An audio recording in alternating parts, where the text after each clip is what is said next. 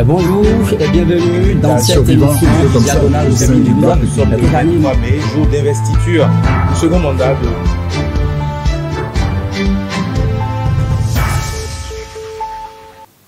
Bonjour à tous et merci de nous rejoindre sur BeNews pour ce numéro de Diagonale. Nous recevons ce dimanche l'ancien ministre de l'Alphabétisation, Roger Gbeyonvi. Professeur Roger Gbeyonvi, bonjour. Bonjour, de l'alphabétisation et de la promotion des langues nationales. Merci, professeur Roger Gbeyonvi, pour cette petite correction. Je suis en plateau avec Paul Danobé. Paul, bonjour. Bonjour, Jean-Luc Topé. Avec vous, professeur Roger Gbeyonvi, nous parlerons de l'actualité sociopolitique nationale. Nous parlerons des différentes rencontres qu'il y a eu ces derniers jours entre les anciens chefs d'État et puis nous parlerons de la cherté de la vie et ensuite des législatives à venir. Paul Danobé. Bonjour, Roger Gbeyonvi. Bonjour, cher ami. Merci de vous prêter à nos questions. Merci de m'inviter à me prêter à vos questions.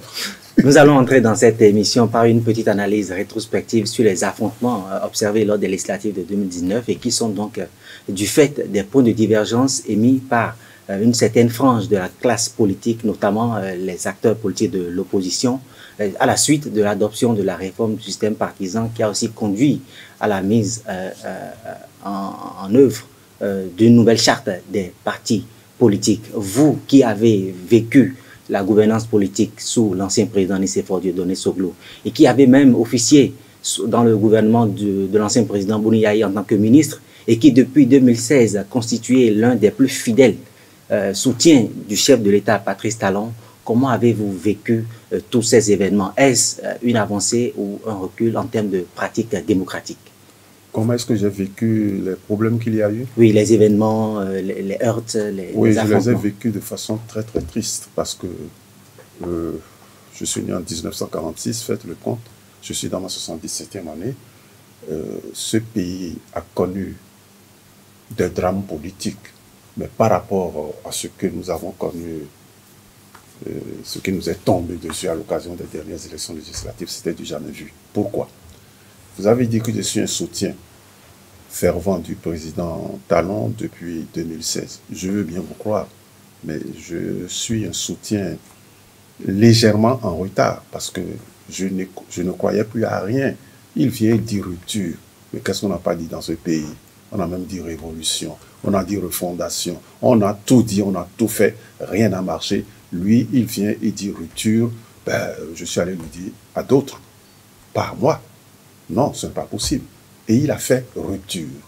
Et c'est là tout le problème. Il a fait effectivement rupture d'avec nos vieilles habitudes passées qui nous avaient rendus méprisables. 280 partis pour 83 députés, etc., etc. Ah non, les gens ne s'y sont pas reconnus. Et puis, les gens étaient comme moi. Je pense que, surtout les politiques, non, il a dit rupture pour arriver au pouvoir.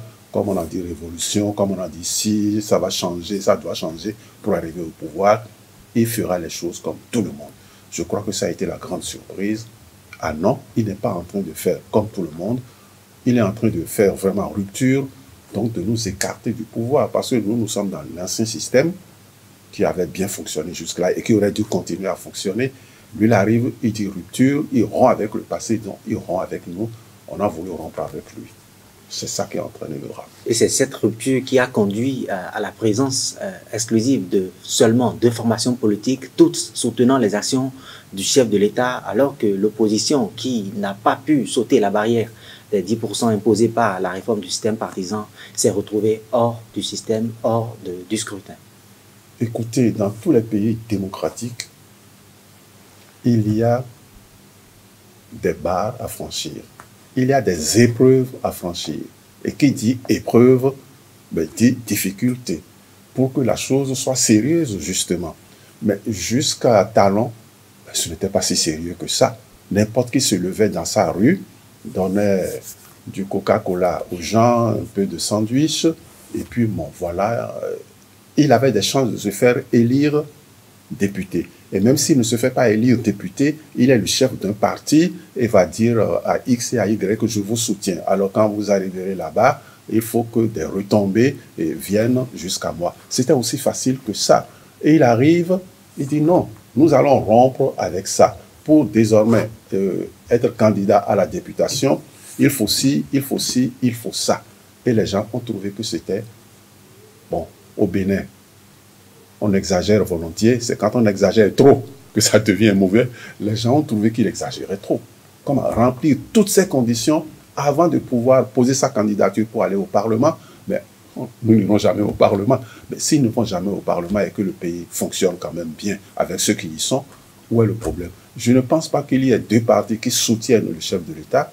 Il y a deux partis au Parlement, qui sont représentés au Parlement, et qui ont pris conscience, sur la base du programme que le chef de l'État leur a présenté, qui ont pris conscience que s'ils le soutiennent, le pays ira de l'avant. Qui peut dire aujourd'hui le contraire, 5 ans après, 6 ans après, que le pays n'a pas fait un petit pas en avant, pour une fois.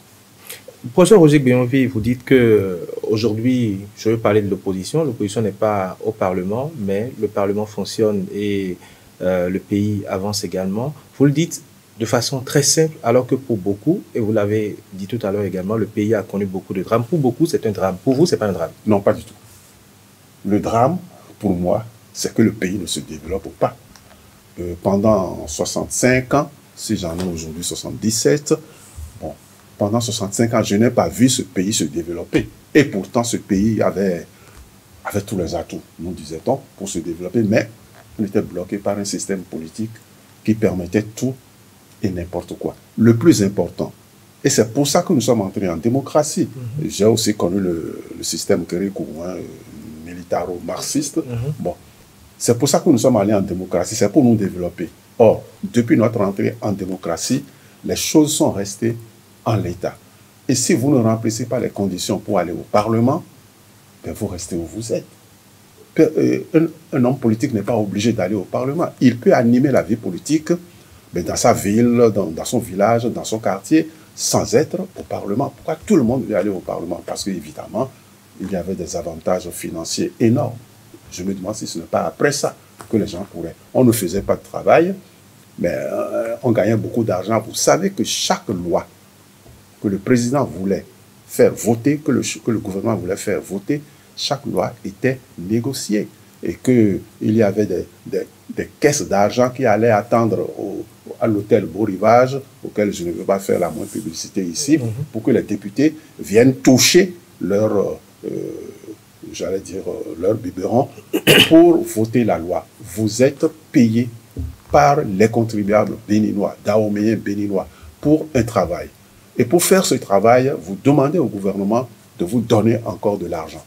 On en a vu un petit retour l'autre jour, quand ces mêmes parlementaires parlaient même, quand les nouveaux parlementaires ont demandé à être retraités. Enfin, à ce qu'on leur paye une retraite. Ils ont cotisé combien? Et pendant 5 ans, ou pendant 10 ans, ou pendant 2 mandats, ils ont cotisé combien dans la caisse de la retraite du Parlement pour réclamer une retraite? Non. Le gouvernement n'a qu'à chercher dans nos impôts pour les payer une retraite en plus, alors que tous, s'ils ne sont pas commerçants, mais ils avaient un boulot avant, enfin, ils avaient une fonction avant. Alors, vous dites qu'on permettait tout, c'est pour ça que depuis 65 ans, le pays ne s'est pas vraiment développé. Est-ce qu'on doit dire aujourd'hui également que c'est du fait des acteurs politiques qui se sont suicidés et qui n'étaient pas prêts, ou alors doit-on arriver à la conclusion qu'on n'avait pas encore celui qu'il fallait? Qu'on n'avait pas encore celui qu'il fallait. Je pense qu'on n'avait pas encore le système qu'il fallait et que nous avons maintenant. L'homme politique, le premier homme politique que j'ai adulé, c'est le président Zissou, paix à son âme. Il avait une volonté, il avait une vision. Les militaires lui avaient promis 5 ans, au moins. Après 17 mois, ils sont allés le descendre parce que il avait de la rigueur. Et le Béninois n'était pas, on était au Dahomey, le Dahomey n'était pas habitué à la rigueur. Il est parti. Je dis, mon Dieu, ben, nous avons perdu notre sauveur. Ensuite, nous avons espéré en Nicéphore Dieudonné Soglo. Le pays ne valait strictement plus rien. Vous étiez trop jeune pour savoir que nous ne valions plus rien. Nicéphore Soglo arrive de la Banque mondiale directement. Il connaît les gens là-bas, les gens le connaissent, confiance mutuelle. Il ne dormait pas la nuit, puisque c'est la nuit qu'eux, ils sont debout là-bas. Il a réussi à renflouer les banques, à mettre le système bancaire debout, etc., etc., à faire certains travaux. Mais c'est les mêmes politiciens qui lui ont dit les pavés, ça ne se mange pas. Mais tout ne se mange pas. Et au bout de 5 ans, attention, on était vraiment en démocratie. Sinon, les gens lui auraient fait son... balayé. Les gens lui auraient fait sa fête avant les 5 ans. Mais ils ont attendu 5 ans et puis je ne sais pas trop ce qui s'est passé. Celui qui avait commencé à redresser le pays n'a pas obtenu le second mandat. Je me demande si le président Dieudonné Soglo s'en est jamais guéri. Très bien, on va donc progresser. On a vraiment fait un retour dans le passé. Oui, donc on va... Le passé éclaire le présent. Très bien. Et l'avenir. On va donc progresser dans cette émission, professeur Roger Gbeyonvi. On a parlé de 2019. 2019 a engendré tout ce qu'on a connu. Aujourd'hui, nous sommes, on va dire la chose, on va présenter ça comme ça. Non, c'est 2016 qui a engendré tout ce que nous avons connu. Je parle du drame qu'il y a eu en 2019 concernant les législatives. J'espère que ça ne se répétera jamais. Très bien. Et donc, c'est pour ça qu'on a l'impression que les anciens chefs d'État sont en train désormais de se parler. Il y a eu 2 différentes rencontres, entre d'abord Nicéphore Soglo et Patrice Talon, et puis ensuite Patrice Talon et Boni Yayi. Il y a environ 7 jours, nous avons reçu sur ce plateau l'ancien secrétaire général de la CGTB, Pascal Todinou. Il a estimé que cette démarche de ces anciens présidents était salutaire, qu'il fallait justement encourager cette démarche. Est-ce qu'aujourd'hui, à sa place, oui, puisqu'il était là la dernière fois, est-ce que vous irez plus loin que lui? J'irai un peu plus loin parce que je crois que c'est son grand frère, peut-être pas de beaucoup, mais son grand frère quand même. J'irai beaucoup plus loin en disant que mais ça a toujours été comme ça. Ça a toujours été comme ça. Pourquoi? Pour aller plus loin, allons vraiment loin. Lorsque le congrès de Berlin, en 1884-85, a cisaillé l'Afrique et a donné à la France la partie qui était la sienne. Bon, la France a pris cette partie, l'a divisée en Dahomey, l'a divisée en Côte d'Ivoire, l'a divisée en Haute-Volta, l'a divisée. Donc nous sommes dans un pays artificiel. Le Dahomey, devenu le Bénin, est un pays artificiel composé de briques et de brocs par la France. Mais nous en avons une conscience. Une chose je crois que tous les dirigeants, les tout premiers, en ont une conscience aiguë. Une chose aussi artificielle ne peut être que fragile. Et je crois que la conscience de notre fragilité est toujours là. Et c'est pourquoi de tout temps, à Romandé, au Maga, à Piti, ils arrivaient toujours à s'entendre 2 contre 1. Et puis, ensuite, l'autre passait de l'autre côté. Oui. Mais ils arrivaient toujours à s'entendre. Mais comme c'était des luttes pour le pouvoir et pas des luttes pour le développement, on ne s'est pas développé. Mais il n'y a jamais eu vraiment de drame. Parce que s'il faut qu'il y ait drame, mais qui va l'emporter sur qui? Qui est qui dans ce pays? Nous avons des frontières, nous avons des frontières, c'est un historien, un gouverneur colonial devenu historien qui a écrit le premier livre d'histoire du Dahomey et du Bénin, c'est Robert Cornevin. En parlant du Togo et du Bénin, du Dahomey, il a dit mais il n'y a pas 2 pays au monde qui aient des frontières aussi magnifiquement absurdes. Je ne vous arrête pas, mais quand vous parlez des rivalités entre les anciens chefs d'État qui se sont succédés et que vous dites en plus qu'il n'y a pas eu de drame, il faut dire quand même que depuis l'époque de Maga, Romandé, à Pitié, tout ce qu'il y a eu, Mathieu Kérékou et tout le reste après, il y a eu quand même énormément de morts. C'est pas pour la première fois qu'il y a eu des morts, dont je parle de 2019, dans l'histoire politique du Bénin. Pour vous, ce n'est pas un drame. Mais attendez, monsieur. Il y a eu des morts. Je me rappelle, au sortir, disons, ou à l'entrée en démocratie, je me rappelle mon ami Nyansoun Magloire. Nous sommes de la même génération. Bon, je suis légèrement supérieur d'1 an ou de 2 ans. Il était le grand secrétaire général du PC, Parti communiste. Du Parti communiste du Dahomey, du PCB. PCD, donc. C'était le PCB à l'époque. Ok. Et Dieu sait si le PCD a souffert sous le régime Kérékou. Mais vraiment souffert. Il fallait prendre la fuite, il fallait aller en exil si on ne voulait pas se retrouver en prison. Je donne toujours un exemple de ce que fut ce régime. Maître Ba Parapé. Il vous a montré parfois son dos. Oui. Bon, voilà comment on s'en sortait quand on s'en sortait. Les gens comme moi, qui n'étaient pas très courageux, ont pris leur clic et leur claque et sont partis. Parti unique, vous dites, pensée unique, dites-vous. Ben, nous n'avions pas de responsabilité. Nous n'avions pas de famille, nous n'avions pas de maison, mais nous avons pris nos baluchons et nous sommes allés ailleurs poursuivre nos études ou travailler. Bon, alors il fait donc une conférence. Et après la conférence, nous devrions le suivre pour une grande marche. Il a cité 13 morts pendant tout le régime Kérékou. 13 morts. Moi, personnellement, je croyais qu'il y en avait plus.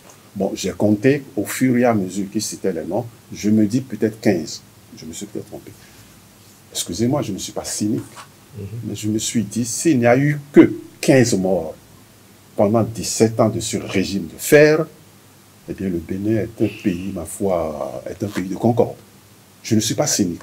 Parce que si vous aviez connu ce régime, il aurait dû y avoir beaucoup plus de morts. Si des gens comme moi, j'ai fait état de notre non-responsabilité, on dû prendre la fuite, alors qu'on n'avait aucune envie de... Puisque professeur Roger Gbeyonvi, oui, nous sommes très jeunes, vous l'avez dit tantôt, oui, nous voulons apprendre ce qui s'est passé, nous voulons savoir également ce qui s'est passé. Donc, on doit considérer comme rumeur tout ce qu'on entendait, c'est vrai que ce n'est pas l'objet de l'émission, tout ce qu'on entendait sous le régime Kérékou, les disparitions, les enlèvements, les tortures. On doit considérer tout ça comme de simples rumeurs, puisque quand on dit 15 personnes pour ce qu'on a, 15 morts, pardon, oui, 15 pour 17 ans, c'est quand même peu. Je ne dis pas que c'est peu. Parce que la vie d'un homme, c'est la vie d'un homme. Tobadja, Jean-Luc Tobadja, voilà, le jeune élève qui a été tué, etc. Non, ce n'est pas... c'est sérieux. C'est grave au sens latin du terme. C'est lourd. Mais comparativement à ce que produisent de tels régimes, ah non, je dis sur la foi de mon ami Nyasounou, oui, de maître Nyasounou, oui, je dis, c'est peu. Ça ne veut pas dire que j'aurais souhaité plus de morts. Ça ne veut pas dire que j'aurais souhaité plus de morts. J'aurais souhaité 0 mort. Mais j'ai quand même l'expérience des autres. Oui. Et quand on vit dans un régime, je ne vous demande pas de regarder à l'ouest du Bénin. Quand on a un régime comme celui-là que nous avons connu pendant 17 ans, ô Seigneur, vous savez comment se font les élections à l'ouest du Bénin. Il n'y a pas d'élection sans une cinquantaine de morts. Bon. Et pourtant, ils sont en démocratie. Oui. Professeur Roger Gbeyonvi, nous allons revenir à la rencontre que le chef de l'État a eue avec ses prédécesseurs. Oui. C'est vrai qu'au sortir de sa rencontre avec l'ancien président Nicéphore Dieudonné Soglo, rien n'a fuité sur le contenu qu'a été leurs échanges, mais dans le cas où, pour ce qui est de l'ancien président Boni Yayi, il a confié que les deux hommes ont discuté de sujets d'intérêt national. Est-ce que ces rencontres-là sont des faits qui devraient normalement rassurer les Béninois, qui devraient commencer déjà par se dire que le paysage présage de bonnes augures? Ça a toujours été comme ça, mon cher ami. De quoi voulez-vous que deux présidents, l'un en activité, l'autre à la retraite de la présidente, de quoi voulez-vous qu'ils discutent si ce n'est pas des problèmes nationaux? Ça va de soi. Mais ce que vous savez et que vous ne dites pas, c'est que en amont de ces rencontres officielles, ces échanges officiels, il y a eu des échanges souterrains. Oui. La situation est tendue. Qui est responsable de la situation qui est tendue ou qui n'est pas tendue? C'est nécessairement l'actuel président de la République. Il est responsable de tout. Il a des conseillers. On a dû lui dire, fais quelque chose. Tu as raison, mais fais quelque chose. Et j'ai su, grâce à vous, à vos copains, à vos camarades journalistes, que avant que le président Nicéphore Dieudonné Soglo, mon grand ami que je salue au passage, n'aille au vernissage, c'est comme ça qu'il faut l'appeler, oui, au vernissage à l'exposition des objets d'art revenu, Talon, le président Talon était allé le voir à domicile. Donc l'accolade que nous avons vue à la présidence de la République Ben, c'était la deuxième. Et donc, ils ont bien organisé ça, les trois. Il faut maintenant donner à voir. Si le peuple voit que les trois là se rendent visite en attendant peut-être d'aller manger ensemble dans un bon restaurant, rien que ça apaise la situation. Donc, il n'y a plus d'un côté ceux qui suivent le président Soglo, de l'autre ceux qui suivent le président Boni Yayi, et d'un troisième côté ceux qui suivent le président Talon. Non, ils sont tous ensemble. Et si on n'est pas ensemble, le pays ne s'en sortira pas. Donc c'est des signes c'est un spectacle, ce qui se passe là, quand ils se voient, la présidente. Ça, c'est un spectacle. Ils se sont vus avant, ils se sont parlé avant. Et c'est beau comme spectacle. Roger Ekpenyonvi, vous allez me permettre l'outrecuidance de vous rappeler qu'avant ces rencontres-là, il y a eu des arrestations. Il y a ce qu'on dénonce aujourd'hui, l'exil politique, plusieurs acteurs politiques qui ont dû quitter le pays. Est-ce que pour vous, qui aujourd'hui êtes observateur de la vie politique au Bénin, vous attendez qu'après ces rencontres, qu'il y ait des impacts, qu'il y ait des actes forts pour rassurer l'ensemble des Béninois? Des actes forts, c'est-à-dire? La mise en liberté, par exemple, de ceux qui ont été arrêtés dans le cadre des affrontements lors des législatives, le retour au pays du fils de l'ancien président, Nicéphore Dieudonné Soglo, par exemple. Nous n'allons pas tout mélanger. J'étais chez moi tranquillement à Ouida. Maintenant, grâce à tout ce que vous avez là, que vous manipulez, on a les informations en temps réel. Et lorsque nous avons vu à Ouida ce qui se passait à Cotonou ce soir-là, le 1er mai, on s'est dit, mais non, ce n'est pas vrai. Ce n'est pas notre pays. Sur ces entrefaites, mes enfants, aux États-Unis, pardon, au Canada et en Allemagne, tombent sur papa et maman à Ouida. Qu'est-ce qui se passe? Vous êtes en train de brûler le pays comme tout le monde? Donc c'était grave. Mais c'était grave. Et le lendemain, le 2 mai, ça allait recommencer. Ça allait recommencer. Les forces de l'ordre se sont laissées déborder le 1er mai. Ils ont dû recevoir des ordres pour ne pas bouger, pour ne pas trop bouger. Ces forces de l'ordre ont été débordées le 1er mai. Elles ont décidé, je crois, de ne pas se laisser déborder le 2 mai. Et j'ai dit quelque part, les gens me croient cynique, j'ai dit, mais si j'avais été là, moi je ne serais pas mort, comme certains sont morts. Vous ne parlez pas des morts, vous parlez des emprisonnés. Vous auriez certainement pressé les pas. Plus que pressé les pas cette fois-ci. Mais j'aurais fui. J'aurais pressé les pas.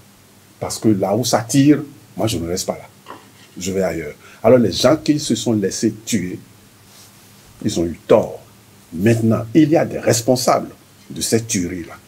Bon, s'ils sont en prison, ils sont en prison, c'est ça.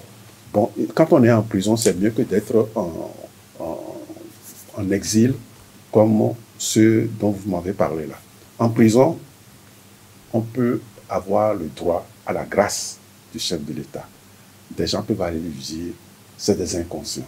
Ils ont été poussés. Ils ne savaient pas ce qu'ils faisaient. Bon, à l'occasion du 1er août 2022, c'est bientôt, ou à l'occasion du 31 décembre 2022, faire un geste.